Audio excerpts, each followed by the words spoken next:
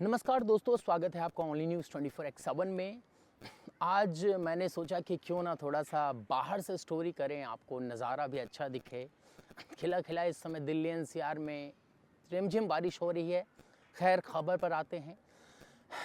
Collegium का मैंने आपको कितनी बार बताया होगा खबर के माध्यम से कि कॉलेजियम हमारे जो सिस्टम को है, न्याय व्यवस्था को है, वो दीमक बना रहा है। आज जो मैं खबर लेकर आया हूँ दोस्तों, वो खबर कुछ इस प्रकार है कि जो जस्टिस साहब थे जिनके घर में पैसे बरामद हुए थे, होली वाले दिन आग लगी थी।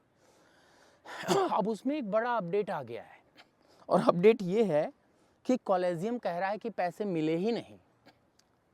मैं कल शाम को अपने घर पर ही डिस्कस कर रहा था कि हो सकता है ऐसा अंदेशा हो कि जज साहब के घर में पैसा मिला ही नहीं, ये भी खबर आ जाए। मेरी जुबान पर सरस्वती बैठी या मेरी जो धारणा है कॉलेजियम को लेकर, जैसा मैं उनको देखता हूँ, जानता हूँ, तो ये धारणा बिल्कुल सच हो गई।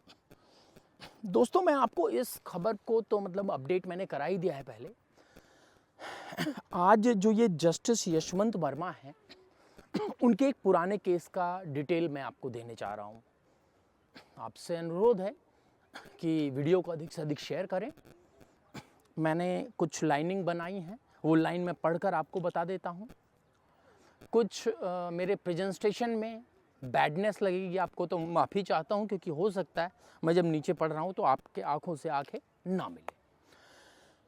जस्टिस जो यशवंत वर्मा है, एक पुराने केस पर उनके हम चलते हैं। दरअसल उनके दिल्ली स्थित घर पर आग लगी थी, ये खबर मैंने बताई, जिसे बुझाने के बाद कथित तौर पर वहाँ से काफ़ी तादाद में कैश बरामद हुआ। लेकिन अब जस्टिस वर्मा से जुड़ा एक और मामला सामने आ रहा है। इस मामले में उनका बाकायदा सीबीआई की एफआईआर दर्ज है, उनके नाम सीबीआई की एफआईआर। और ये मामला जो है वो संभावली शुगर मिल से जुड़ा हुआ है। ये संभावली शुगर मिल है क्या? ये इन्हीं साहब के शुगर मिल थी। आज के समय में एक आम आदमी शुगर मिल, सरकारी नौकर शुगर मिल बना सकता है क्या? इंडस्ट्रियलिस्ट बोलते हैं जिनको, उद्योगपति बोलते हैं, वो इन्होंने बनाया। अब मैं आपको बता देता हूँ दरअसल मामला क्या था। जो ये एफआईआर है वो संभावली शुगर्स लिमिटेड नाम की एक चीनी मिल से जुड़ी थी। आरोप है कि इस मिल ने बैंकों को धोखा दिया था। इस मामले में चौंकाने वाली बात यह है कि जस्टिस यशवंत वर्मा 13 अक्टूबर 2014 को इलाहाबाद हाईकोर्ट के जज बनने से पहले संभावली शुगर्स में नॉन एग्जीक्यूटिव डायरेक्टर थे। नॉन एग्जीक्यूटिव डायरेक्टर क्या होते हैं मैं अभी आगे आपको बता देता हूँ। और इन पर नॉन परफॉर्मिंग एसेट्स यानी एनपीए घोषित किया गया था।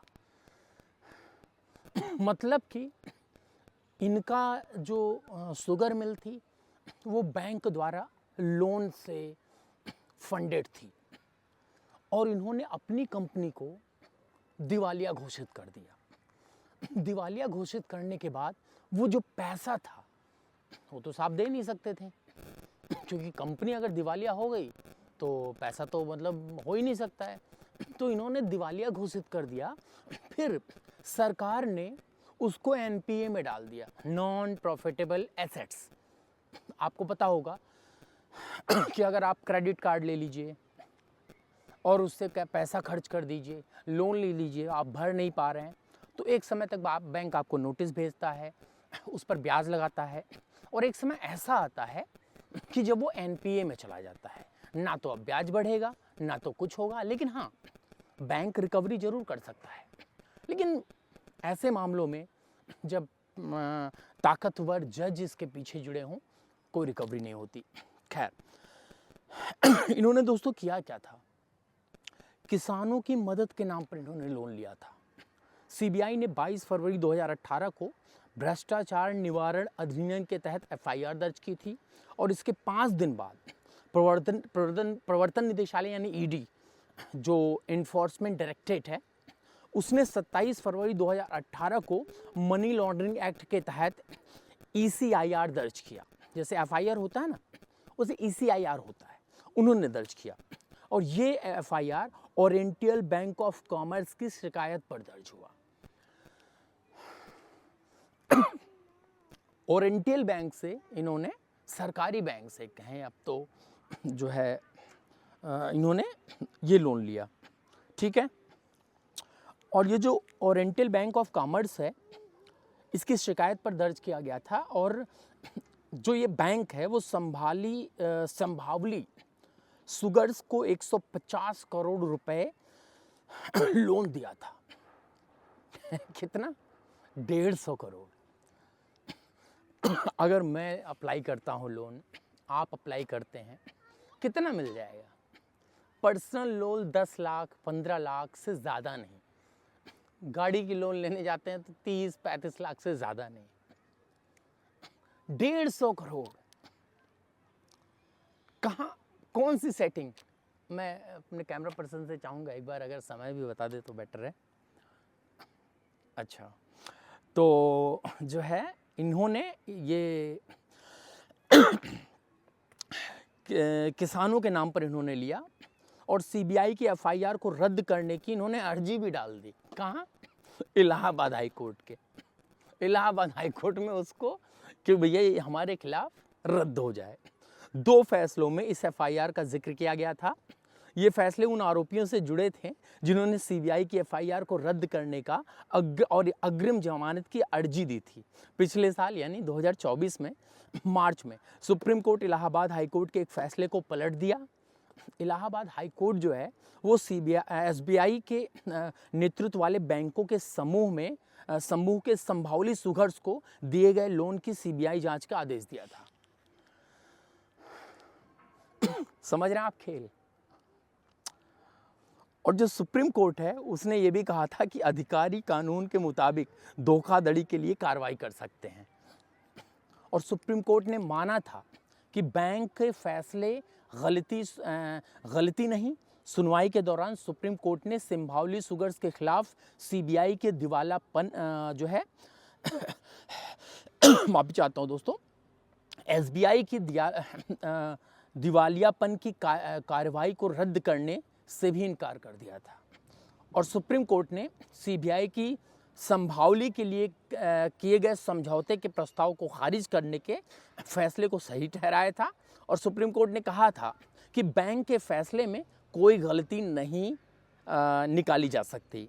इस मामले के सामने आने के बाद यही कहा जा रहा है कि जस्टिस यशवंत वर्मा का नाम पहले एक चीनी मिल से जुड़े विवाद में सामने आया था और अब उनके घर कैश मिलने की बात सामने आ रही है। जज का नाम CBI FIR में आने को भी गंभीर बताया जा रहा है। तो ये विश्लेषण था। कैसे हो जाता है? आप लोग इसको शेयर करिए। गुस्सा है, जस्टिस सिस्टम को बदलना है तो अब सड़क पर आना पड़ेगा। सड़क पर नहीं आ सकते तो कम से कम सोशल मीडिया पर एक अलग जगाना पड़ेगा, जिससे कि ये एश्योर हो सके कि न्याय व्यवस्था के खिलाफ भी जनता बोल सकती है। फ्रीडम ऑफ स्पीच बिल्कुल है, क्योंकि फ्रीडम ऑफ स्पीच अगर ख़त्म हो जाती है इस देश से, आप जजों के खिलाफ नहीं बोल सकते। आप इतना कर सकते हैं कि जो केस चल रहा है उस केस से संबंधित आप मत बोलो, लेकिन अगर आपका मतलब उस केस से नहीं है और आपको लगता है कि वो गलत हो रहा है तो बोलिए भाई, आपको तो पूरा फ्रीडम है। मुझे नहीं लगता कि जो है हमारे के देश की कोई भी अदालत इसके खिलाफ जाएगी। दोस्तों अभी के लिए फ़िलहाल इतना ही। मिलते हैं कोलेजियम या फिर किसी और बड़ी खबर के साथ। मेरा नंबर है 9717458653। आपसे मैं चाहूँगा कि आप UPI के माध्यम से अधिक सहयोग करें। तबीयत थोड़ी ख़राब है, लेकिन मैंने कोशिश की मैं अपनी स्टोरी बेस्ट दे पाऊँ। बने रहिए। बहुत बहुत धन्यवाद।